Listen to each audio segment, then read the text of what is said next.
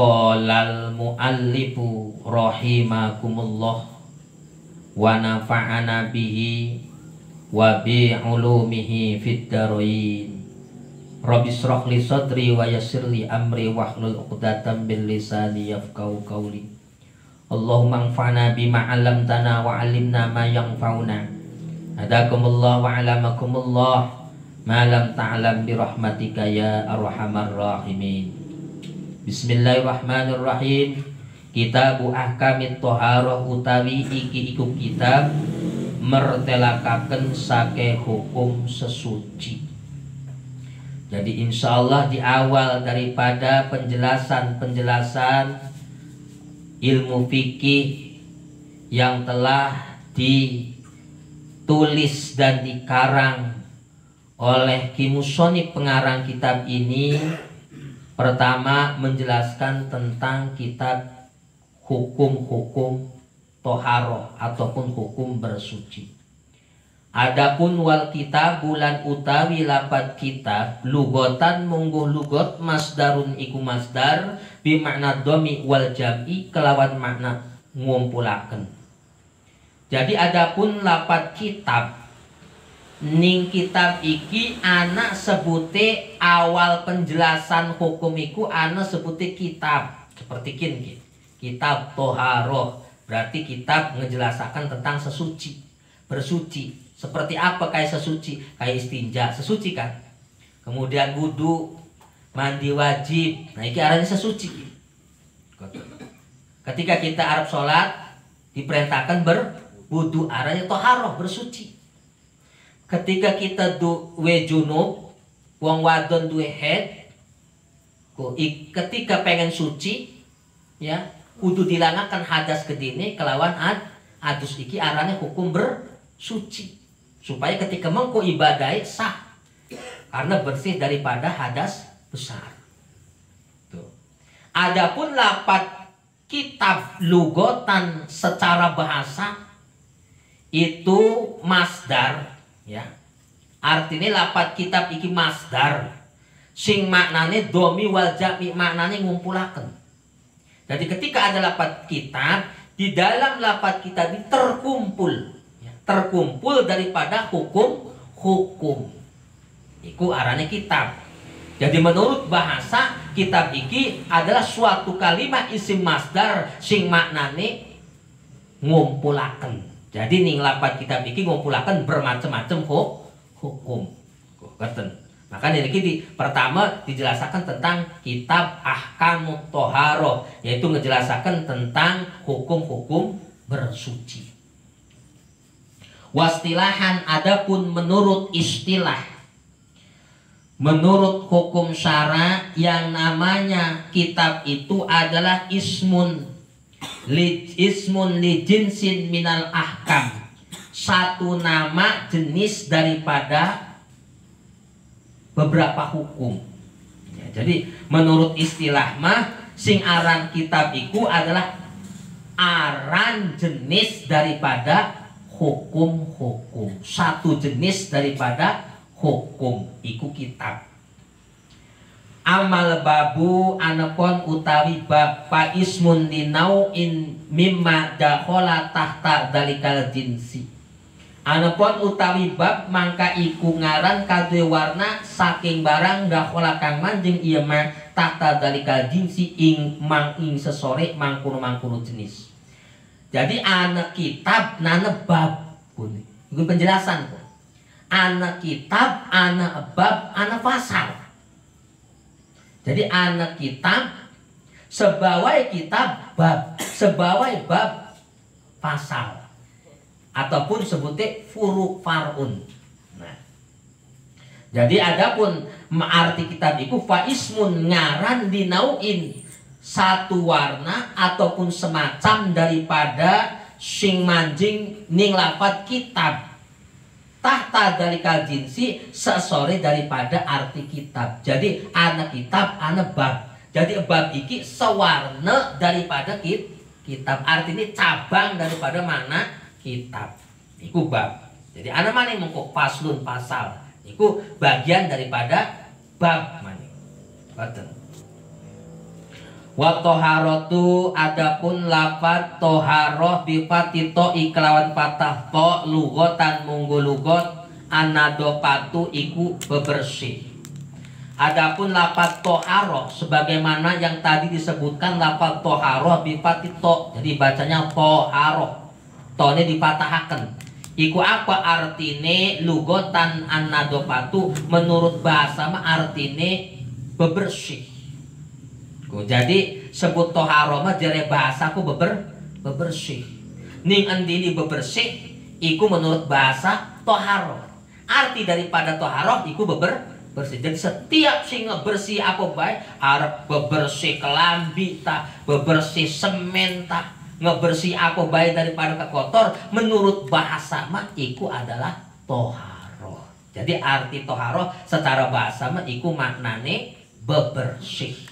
Kayak contoh endi kita entas BAB umpama ya, buang air besar ataupun jare wong kene mengising kan kono, maka pengen bersih kudu istinja kan cewek lah, iki sebute toharoh karena bebersih saking najis, iku toharoh menurut bahasa.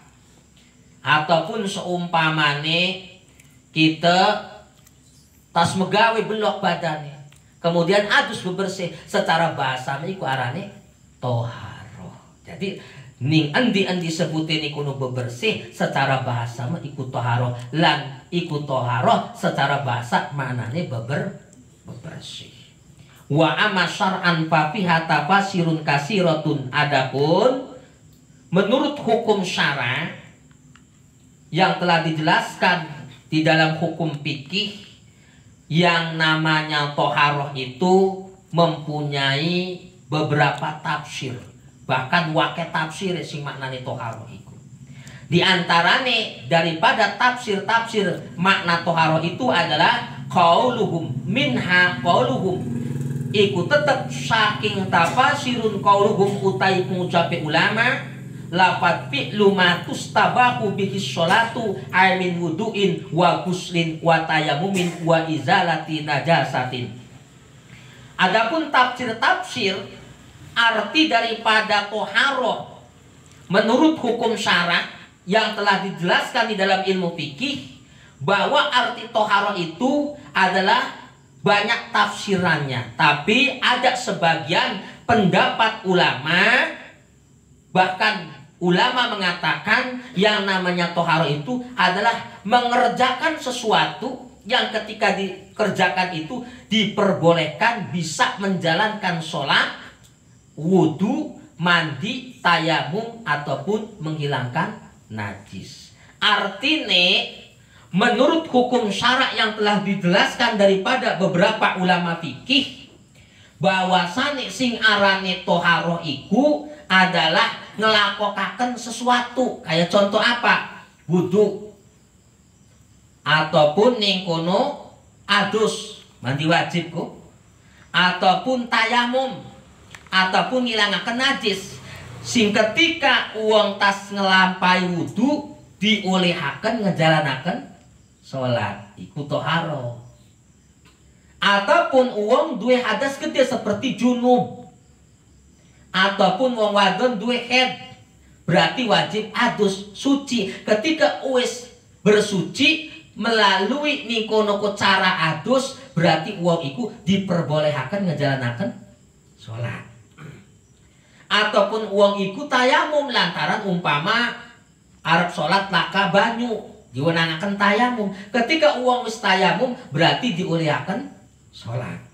Ataupun uang iku kenang najis, baik najis metu sing badan seperti bebuan ataupun ketek najis.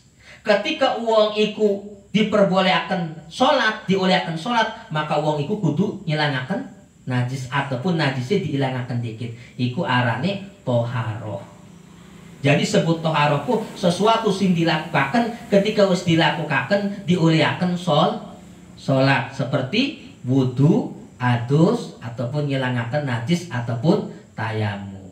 Lah siki pertanyaannya, premen lamun uang iku arep sholat tetapi durung toharoh.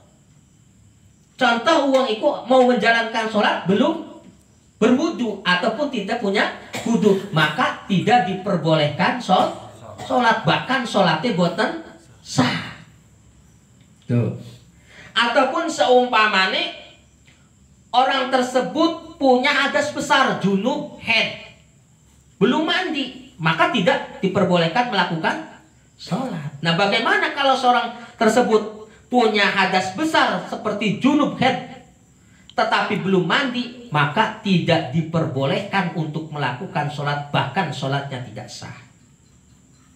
Ataupun seseorang itu terkena najis, najis ini belum dibersihkan, sholat be uang tas ketek ayam umpama, ataupun uang tas nguyuh wudu ora, cecewok ora, sholat be, ya otomatis sholatnya boten sah. Iki sing sebute toharoh menurut hukum syara ataupun pendapat beberapa para ulama fikih. Tuh, iku sebute toharoh. Jadi toharoh iku jereh bahasa mah maknane bebersih. Jereh hukum syara mah sebut toharoh iku apa? Bebersih lamun arep ngelakoni sholat. Kayak apa? Bebersih saking atas cilik, kayak wudu. Lamun bebersih saking atas gede, berarti adus. Iku arane toharoh, bebersih menurut pendapat sebagian para ulama fikih. Tuh. Amat tuharotu anapun utawi tuharoh. Lapat tuharoh bidomi to'i kelawan domah toni, jadi dibaca domah toni. Tuharoh dulu toharoh. Mau toharoh maknanya bersih. Iki mau toni dibaca domah tuharoh.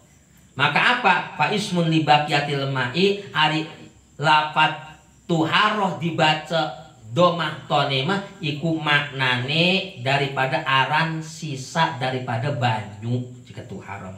Jadi wudu maknanya bebersih, tapi sisa daripada banyu sesuci iku tuharoh. Namun tone di domahaken. Walama kalana alatu, walama kanal ma'u alatan litoharoti. Lan ing dalam semangsa-mangsa ana alma'u apa banyu alatan iku alat. Litoharoti kadue sesuci. Istat rodal musonipu mangka ngeberjalanakan sopa musonip li anwa ilmiyahi kadu sakehe warna mang pirang-pirang banyu. Maka kata musonip dikarenakan alat bersuci yang paling utama iku napa? Banyu. Alat bebersih sing paling utama ngegunakaken banyu. Arep wudu karo banyu. Arep cewek karo banyu. Arep adus wajib karo banyu. Lah iki musonif makanya ngejelasaken banyu sing diolehaken ganah toharo. Tuh. Air yang diperbolehkan untuk bersuci, maka musonif akan menjelaskan. Kata musonif dikarenakan alat yang paling utama untuk toharoh bersuci itu adalah air, maka Mama Musonib menjelaskan tentang beberapa air yang diperbolehkan untuk toharoh bersuci seperti wudu, adus, lan ngilangaken najis. Maqala mangke ngucap Musonib almiyahul lati yajuju tathiru biasa kumiyahin utawi sake banyu kang wenang ayasihu tegese sah atathiru opo sesuci biak kalawan miyah sakumiyahin opo pitu pira-pira banyu. Nah, jaran musonib makanya ngejelasaken adapun air yang diperbolehkan dan air yang sah untuk bersuci itu ada 7 macam air. Tuh. Jadi banyu sing diperbolehkan, sing diwenangaken, bahkan banyu sing sah gana sesuci, baik wudu, baik adus, baik ngilangaken najis, iku ana 7 banyu. Ana 7 macam banyu. Siki kita baru mempelajari banyu ki. Hari banyu wae banyu aqua ya pada bae banyu Pak. kopi banyu, tapi apakah sah, apakah oregana wudu pangkonan tuh spray pada baik banyu, dugan pada baik banyu pan kelapa karena banyu, apakah sah apa oregana suci kan kono. Makanya ikut kudu weruh nih hukum bermacam-macam banyu.